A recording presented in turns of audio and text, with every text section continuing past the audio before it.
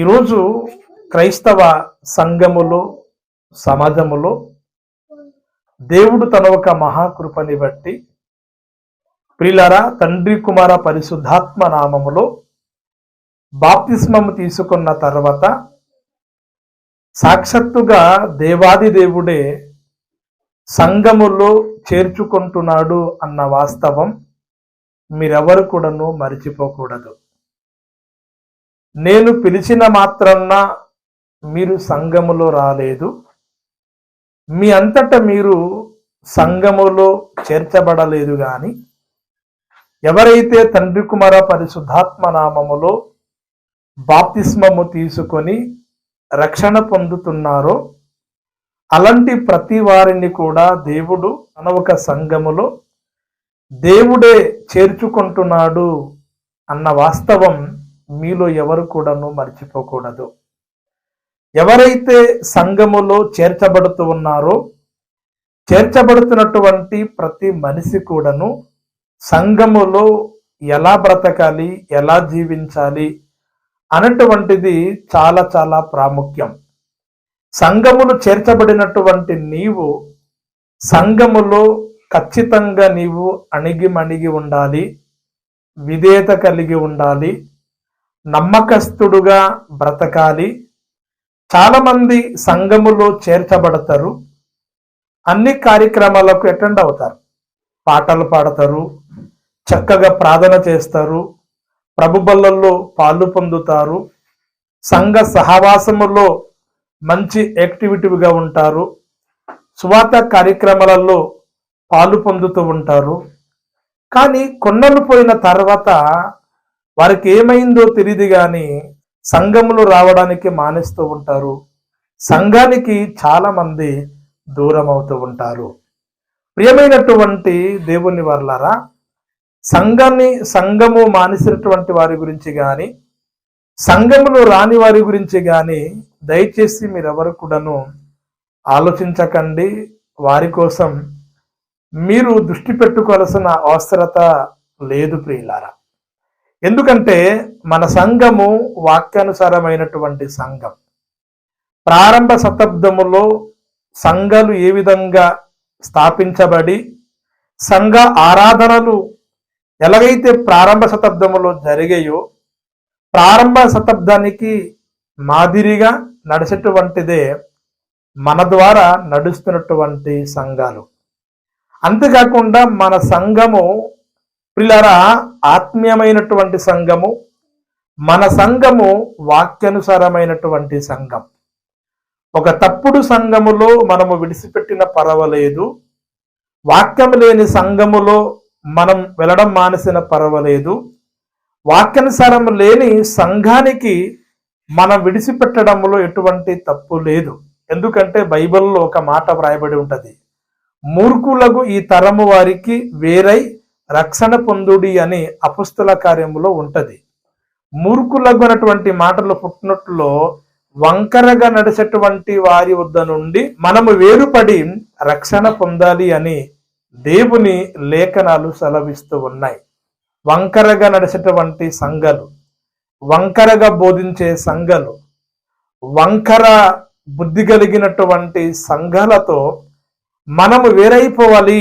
అటువంటి సంఘములు ఉంటే మన రక్షణ పొందలేము, పరలోకానికి ప్రవేశించలేమన్నటువంటి వాస్తవము తెలిసి ప్రియులారా సత్యానుసారమైనటువంటి సంఘములో మనం వెళ్ళడములో ఎటువంటి తప్పు లేదు. అయితే ఎప్పుడైతే నీవు వాక్యానుసారమైనటువంటి సంఘానికి వెళ్తావో, సత్య సంబంధమైనటువంటి సంఘానికి చేర్చబడతావో, ఆ సంఘములో నీవు ఎలా ఉండాలి అంటే విధేయత కలిగి ఉండాలి, ఒక నమ్మకస్తుడుగా ఉండవలసినటువంటి అవసరత ఉంది. చాలా మంది ఏ సంఘములు కూడా స్థిరత్వంగా ఉండరు, స్టాండర్డ్గా ఉండరు, నమ్మకస్తులుగా ఉండరు. సంవత్సరానికి 100 సంఘాలు మారుతూ ఉంటారు, 10 సంఘాలు మారుతూ ఉంటారు. సో ఆ విధంగా కాకుండా మనము నమ్మకస్తులుగా ఒక సంఘములో ఉన్నట్లయితే దేవుడు మనకు దీవించడానికి అవకాశం ఉంటుంది. చాలా మంది సంఘానికి వచ్చినట్లుగా వస్తూ సంఘములు ఉండకుండా సంఘానికి మానేసి సంఘానికి చాలా మంది ఎందుకు దూరం అవుతూ ఉంటారో ఈరోజు మనము బైబిల్ గ్రంథము నుండి ఒక చక్కటి మాటని మనము తెలుసుకోవడానికి ప్రయత్నం చేద్దాం. ప్రియులారా, ఆ మాట ఎక్కడ ఉంటది అంటే ప్రకటన గ్రంథము 3వ అధ్యాయము 12వ వచనాన్ని దయచేసి గట్టిగా చదవండి. ప్రియులారా, జయించువానిని నా దేవుని ఆలయములో ఒక స్తంభముగా చేసేదను, అందులో నుండి వాడు ఇక మీదట ఎన్నటికి వెలుపలికి పోడు. ప్రియమైనటువంటి దేవుని వర్లారా, ఇది ఎవరు చెప్తున్నటువంటి మాటలు అని ఆలోచించినప్పుడు సాక్షాత్తుగా మన కోసము ప్రాణం పెట్టి మన కోసము చనిపోయి సమాధి చేయబడి తిరిగి మృత్యుంజయుడుగా తిరిగి లేచినటువంటి యేసుక్రీస్తుల వారు చెప్పినటువంటి మాటలు. ప్రియులారా, ఇక్కడ యేసుక్రీస్తుల వారు ఏమన్నారంటే, ప్రియులారా, జయించువానిని నా దేవుని ఆలయములో ఒక స్తంభముగా చేసేదను అంటున్నాడు. అంటే ఎవరైతే జయిస్తారో అలాంటి వారిని దేవుడు తన ఆలయములో ఒక స్తంభముగా చేస్తాడు.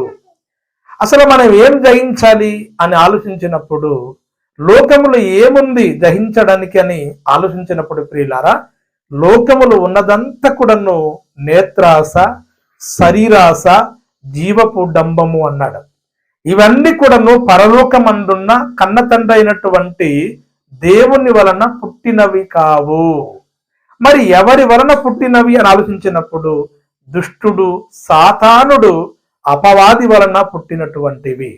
ఇవన్నీ కూడాను లోకములో ఉన్నాయి గనుక ఎవరైతే ఈ లోకానికి, పాపానికి, ఈ లోకములో ఉన్న ప్రతి నీచమైనటువంటి కార్యక్రమాలకు ఎవరైతే జయిస్తారో అలాంటి వారిని దేవుడు సంఘములో ఎలా నిలబెడతాడు అంటే ఒక స్తంభముగా నిలబెడతాడటండి. దేవుని ఆలయము అంటే అర్థం ఏంటంటే, ప్రియులారా, జీవము కలిగినటువంటి దేవుని సంఘమే దేవుని ఆలయము.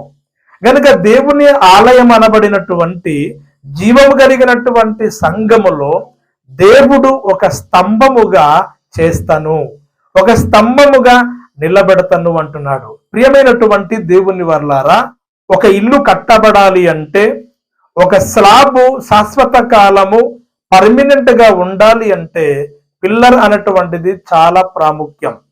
ఆ స్లాబ్ కి స్తంభాలు చాలా ప్రాముఖ్యం. స్తంభం అనేటువంటిది ఒక ఇల్లుని, పిల్లరా, ఒక ఇల్లు బరువుని మొయ్యడానికి ఉపయోగపడుతుంది. అది ఎంత వాస్తవమో జీవం కలిగినటువంటి దేవుని సంఘములో తండ్రి కుమార పరిశుద్ధాత్మ నామములో బాప్తిస్మము తీసుకొని సంఘములో చేర్చబడినటువంటి మీరు, జీవము కలిగినటువంటి దేవుని సంఘములో మీరు స్తంభలుగా మారాలి, స్తంభలుగా నిలబడాలి అని దేవుని లేఖనాలు సెలవిస్తూ ఉన్నాయి. సంఘములు నీవు స్తంభముగా నీవు నిలబడలేవు. మరి ఎప్పుడు నిలబడగలవు? అసలు ఎవరు సంఘములో నిన్ను ఒక స్తంభముగా నిలబెట్టగలరు అని ఆలోచించినప్పుడు, నువ్వు ఈ లోకములో బ్రతుకుతున్నటువంటి నీవు ఈ లోకాన్ని జయించినప్పుడు స్తంభముగా సంఘములో నిలబడగలవు. రెండవదిగా, దేవుడే నిన్ను సంఘములో ఒక స్తంభముగా నిలబెడతాడు అని దేవుని లేఖనాలు సెలవిస్తూ ఉన్నాయి. కనుక ఈరోజు ఎంతమంది మీరు సంఘం పడిపోకుండా, కూలిపోకుండా సంఘము నిలబడాలి అని ఎంతమంది సంఘములు స్తంభాలుగా నిలబడ్డారో ఆలోచించండి. చాలా మంది సంఘములో పేరుకు మాత్రమే సంఘానికి వస్తారు. ఆదివారం వస్తారు, చిన్న ప్రార్థన చేసుకుంటారు, చిన్న వాక్యం వింటారు, చిన్న కానుకలు ఇస్తారు, వెళ్ళిపోతారు తప్ప చాలా మంది భారము బాధ్యత కలిగి చాలా మంది ఉండాలి. పిల్లలు, కేవలం నువ్వు ఆదివారపు భక్తుడుగా మాత్రమే నువ్వు సంఘానికి రాకూడదు. సంఘములు ఎన్నో లోటుపాటులు ఉంటాయి, ఎన్నో లోపములు ఉంటాయి. సంఘము ఉన్నతంగా అభివృద్ధి పొందాలి, డెవలప్ అవ్వాలి, సంఘము స్థిరపడాలి అంటే ఖచ్చితంగా సంఘములు వస్తున్నటువంటి మీరు స్తంభలుగా మారాలి. ఎప్పుడైతే మీరు స్తంభలుగా మారుతారో సంఘము నిలబడుతుంది, సంఘము స్థిరపరచబడుతుంది, సంఘం ఉన్నతంగా అభివృద్ధి పొందడానికి అవకాశం ఉంటుంది. కనుక ఈరోజు సంఘానికి వస్తున్నటువంటి నీవు పేరుకు మాత్రం వస్తున్నావా? నామకరణ క్రైస్తుడుగా వస్తూ ఉన్నావా? నీ అవసరాలు అప్పుడప్పుడు తీర్చుకోవడానికి మాత్రం వస్తున్నావా? దేవుని ఆశీర్వాదాల నిమిత్తమే సంఘములు వస్తూ ఉన్నావా? లేక సంఘములు వచ్చినటువంటి నీవు భారము బాధ్యత కలిగిన వాడై సంఘములో ఒక పిల్లరుగా, ఒక స్తంభముగా నీవు సంఘములో మార్చబడ్డవన్నటువంటిది మిమ్మును మీరు ఆలోచించవలసిన అవసరత ఉంది. బైబిల్లో మనం చూడగలిగినప్పుడు సంఘములో స్తంభాలుగా ఎంచబడినటువంటి వారు బైబిల్ గ్రంథములో కనబడతారు. వారి గురించి ఎక్కడ ఉంటదంటే ప్రియులారా, గలతీ పత్రిక 2వ అధ్యాయము 9వ వచనములో 5వ లైన్ నుండి వారి గురించి వ్రాయబడి ఉంటది. చదవండి ఒకసారి. స్తంభముగా ఎంచబడిన యాకోబు, కేఫా, యోహాను అనువారు. చాలండి. ప్రియమైనటువంటి దేవుని వర్లారా, ఈ 5 లైన్లో మనము చూడగలిగినప్పుడు స్తంభములుగా ఎంచబడిన వారు 3 వ్యక్తులు కనబడుతూ ఉన్నారు. స్తంభములుగా ఎంచబడిన వారు 3 వ్యక్తులు ఇక్కడ కనబడుతూ ఉన్నారు. ఆ 3 ఎవరెవరు అంటే ప్రియులారా, యాకోబు, రెండవదిగా కేఫ అంటే పేతురు, మూడవదిగా యోహాను. ఈ 3 వ్యక్తులు కూడా సంఘములో ప్రియులారా పరిచర్యలో దేవుని పనిలో ఏ విధంగా ఎంచబడ్డారు అంటే స్తంభాలుగా ఎంచబడ్డారు. స్తంభాలుగా ఎంచబడ్డారు. కనుక సంఘములు వస్తున్నటువంటి మీరు పేతురు వలె, యోహాను వలె, యాకోబు వలె మీరు స్తంభాలుగా ఎంచబడాలి. మీ బట్టి సంఘము నడవగలగాలి. మీ బట్టి సంఘము స్థిరపరచబడాలి. మీ బట్టి సంఘము దినదినము అభివృద్ధి పొందడానికి అవకాశం ఉంటుంది. కానీ ఈరోజు చాలా మంది సంఘములో స్తంభాలుగా ఎందుకు ఉండలేకపోతున్నారంటే వారు ఈ లోకంలో జయించలేకపోతూ ఉన్నారు.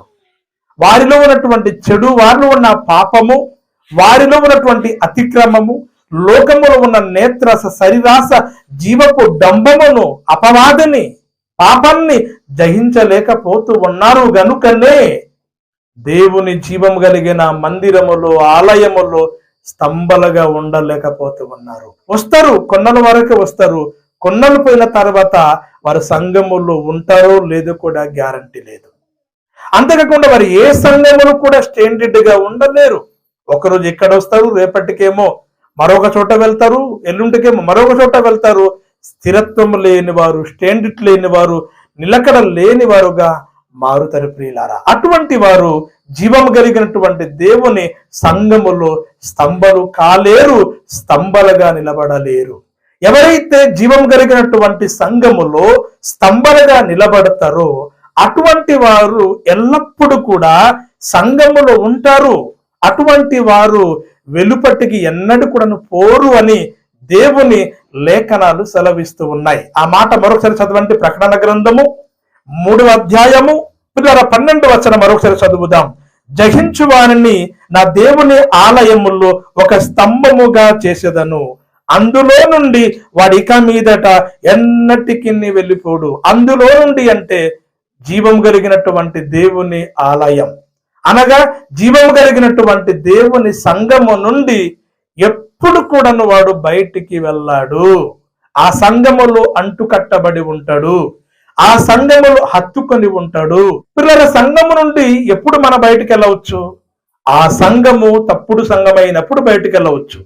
ఆ సంఘములు అక్రమము, దోపిడి, మోసము, రకరకాలైనటువంటి నీచమైనటువంటి కార్యక్రమాలు జరుగుతున్నప్పుడు ఆ సంఘములో ఉంటే చెడిపోతావు అనుకున్నప్పుడు నువ్వు బయటికి వెళ్ళిపోవచ్చు. కానీ ఆ సంఘము నమ్మకమైన సంఘమైనప్పుడు, సత్య సంబంధమైన సంఘమైనప్పుడు, వాక్యానుసారమైన సంఘమైనప్పుడు పిల్లరా ఆ సంఘానికి మనం ఎల్లప్పుడూ కూడా హత్తుకొని అంటుకట్టబడి మనము ఉండవలసినటువంటి అవసరత ఉన్నది.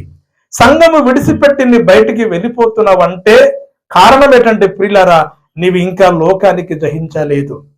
రెండవదిగా సంఘములో నువ్వు స్తంభముగా మారలేదు, నువ్వు నిలకడగా లేవు గనుకనే, నీ స్థిరత్వము లేదు గనుకనే ప్రియులారా నువ్వు ఎప్పుడు ఉంటావో తెలియదు, ఎప్పుడు వెళ్ళిపోతావో తెలియదు, ఎక్కడికి వెళ్ళిపోతున్నావో తెలియదు.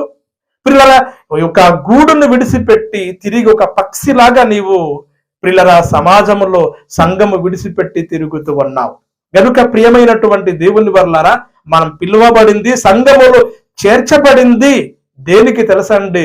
సంఘములో మనము స్తంభలుగా మారి, ప్రియులారా, ఒక బిల్డింగ్ ని, ఒక పిల్లర్, ఒక స్తంభము ఎంత ప్రాముఖ్యమో, ఎంత ఆధారమో, ప్రియులారా, సంఘములో మీరు ప్రాముఖ్యమైన వ్యక్తిగా, ఒక ఆధారమైనటువంటి వ్యక్తిగా మారితే సంఘం స్థిరపడుతుంది, అభివృద్ధి పొందుతుంది, అనేక మందిని సంఘము నడిపించగలవు.